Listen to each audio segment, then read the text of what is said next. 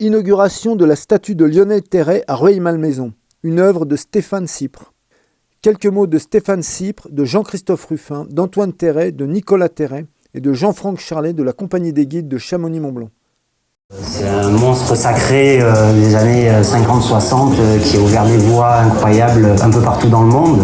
Et du coup, comme j'ai vécu ça un peu, alors pas à ce niveau-là, mais je partais avec mon père en bivouac pendant 3 jours avec les piolets, les cordes. Ça m'a rappelé de très bons souvenirs et j'ai voulu en connaître un peu plus sur cet homme. Ce qu'il a laissé comme trace, c'est une trace véritablement humaine et c'est la part solidaire, si vous voulez, la part fraternelle vraiment de l'alpinisme qu'il incarne. Pour lui, l'aspect humain, c'était absolument prédominant. D'ailleurs, dans son livre, c'est aussi ça, cet alpinisme-là auquel moi je suis très attaché. Je me suis imprégné au maximum du personnage, Lionel Terray, ce montagnard, cet alpiniste. Bon, ça a été assez simple pour moi parce que je suis un enfant de la montagne. Et j'ai fait pas mal de recherches sur internet. J'ai lu son best-seller Les Conquérants de l'inutile. Et au fur et à mesure, ma sculpture s'est construite avec évidence. J'ai travaillé un fond qui le représente en train de gravir la montagne. Et son portrait, ce très bel homme, parce que je le trouve très beau avec ses lunettes vues-harnées posées sur la tête. Vraiment, c'est l'image des années 60, de ces pionniers de la montagne. Et donc ces deux plans, en fait, l'un après l'autre, pour moi, la sculpture était bouclée. Ma mère était une admiratrice de Terray. Il symbolisait, si vous voulez, quelque chose de cette époque-là. D'abord parce que c'était un très bel homme, il avait beaucoup de charme. Il était très rebelle aussi. Il y avait un côté presque anarchiste, si vous voulez. C'était une sorte de... C'est pas un Robin des Bois, mais enfin, il y avait quand même une sorte de héros un peu romantique, qu'on aurait pu trouver dans certains romans d'Alexandre Dumas, si vous voulez. Ce que j'ai aimé dans cette charte entre le ministère de la Culture et le groupe Eiffage, c'est surtout de pouvoir mettre une de mes œuvres visible du grand public, un public qui va la vivre, puisque c'est un groupe d'immeubles, donc les gens vont passer à côté, ils vont pouvoir la voir de plusieurs angles et découvrir cet alpiniste Lionel Terray qui a eu une vie incroyable de montagnard et qui a fait des sommets dingues, qui a ouvert des voies d'alpinisme incroyables. Et je pense que c'est un bel hommage rue Lionel Terray que cette sculpture va être posée et je suis très fier.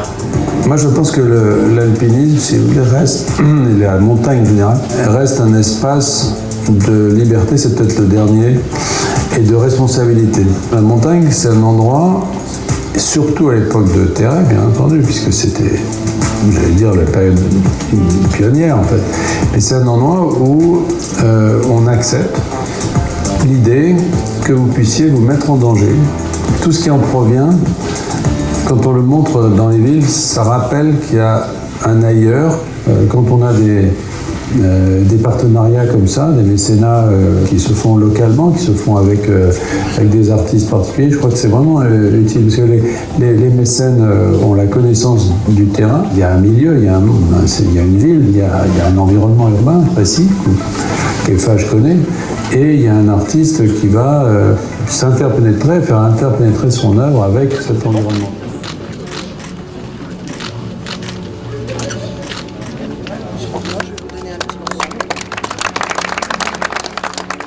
Je suis très heureux d'être parmi vous aujourd'hui pour l'inauguration de cette statue de Lionel Terray, ici à Rueil-Malmaison. Surtout, je me réjouis de voir que l'œuvre, le nom, les exploits de mon père se sont émancipés des territoires de l'alpinisme pour retentir dans toute la France. Le programme immobilier qui nous accueille, situé dans la rue Lionel Terray, a été érigé dans le respect de ce nom et abrite cette superbe statue qui le représente. L'achèvement de ce projet constitue une formidable occasion de célébrer sa mémoire.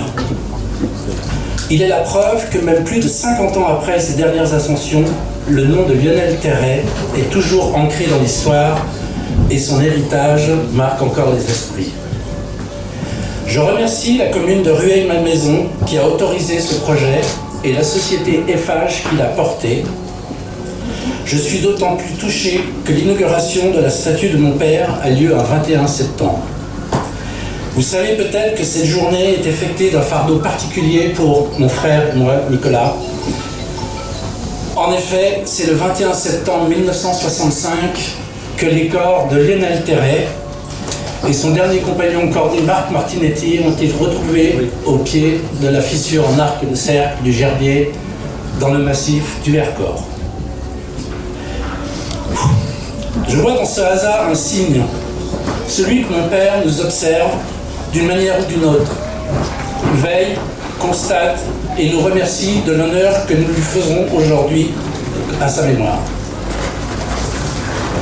Lionel Terray est un homme qui a indéniablement marqué l'histoire de l'alpinisme. Vous le savez, il a constitué avec Louis Lachenal l'une des grandes cordées françaises de l'après-guerre. Les nombreuses expéditions auxquelles il a participé à travers le monde, je pense entre autres à celle de l'Annapurna, du Makalu, du Janu au Népal, du Fitzroy en Patagonie et encore du Mont Huntington en Alaska, ont permis d'apprivoiser un peu plus ce fabuleux terrain de jeu que constitue la haute montagne.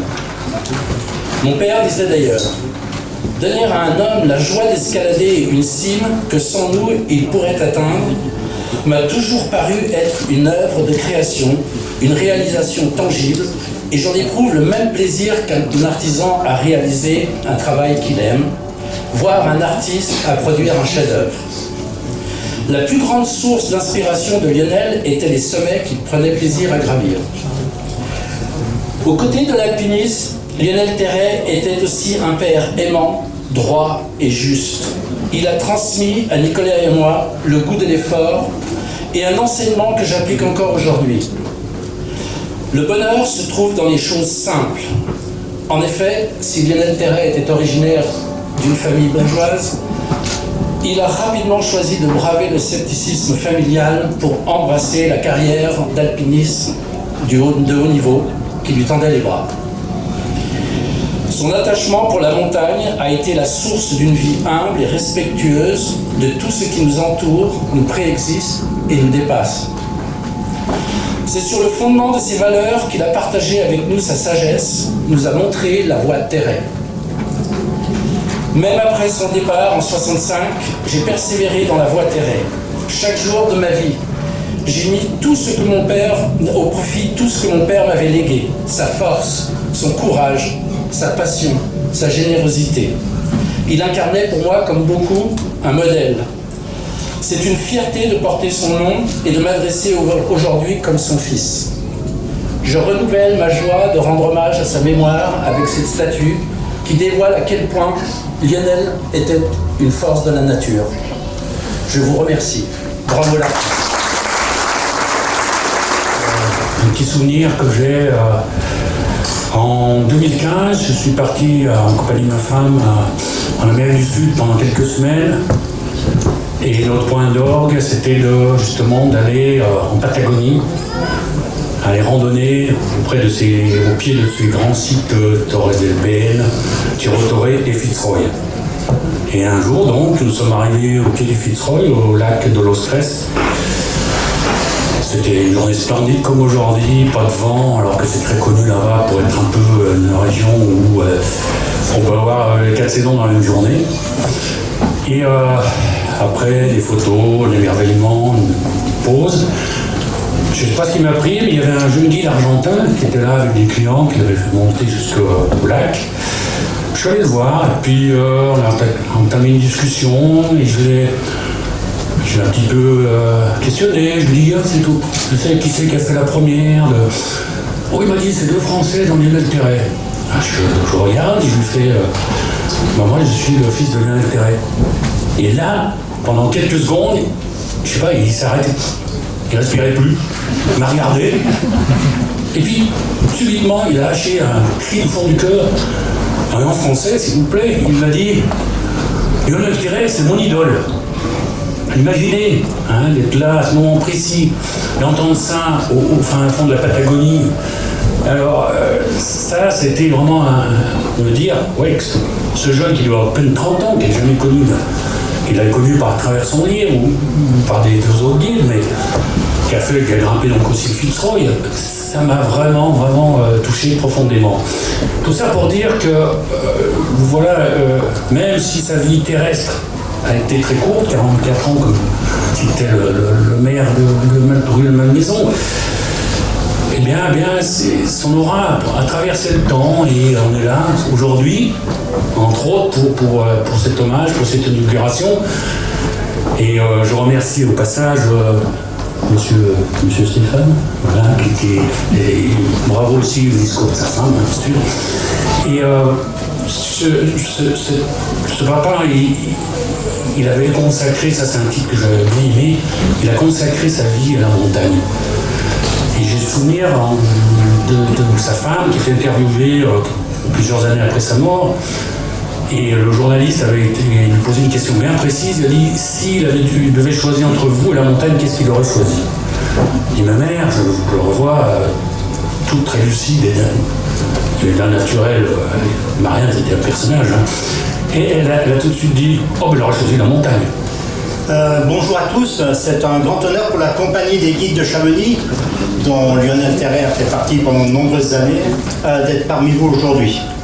Près de 60 ans après sa disparition sur une falaise du Vercors, Lionel Terray reste la figure emblématique par excellence de notre compagnie des guides, mais aussi des alpinistes en général. Ses exploits d'après-guerre avec Louis Lachenal, reprise des plus grandes ascensions de l'époque en des temps records, notamment la phase nord de l'Eguerre et des Grandes Jorasses, l'ont immédiatement fait rentrer dans le cercle des plus grands. Son rôle essentiel lors du sauvetage de la cordée Herzog-Lachenal sur l'Annapurna a révélé ses immenses talents. Puis ce sera la victoire sur le Macalus, 5e sommet du monde.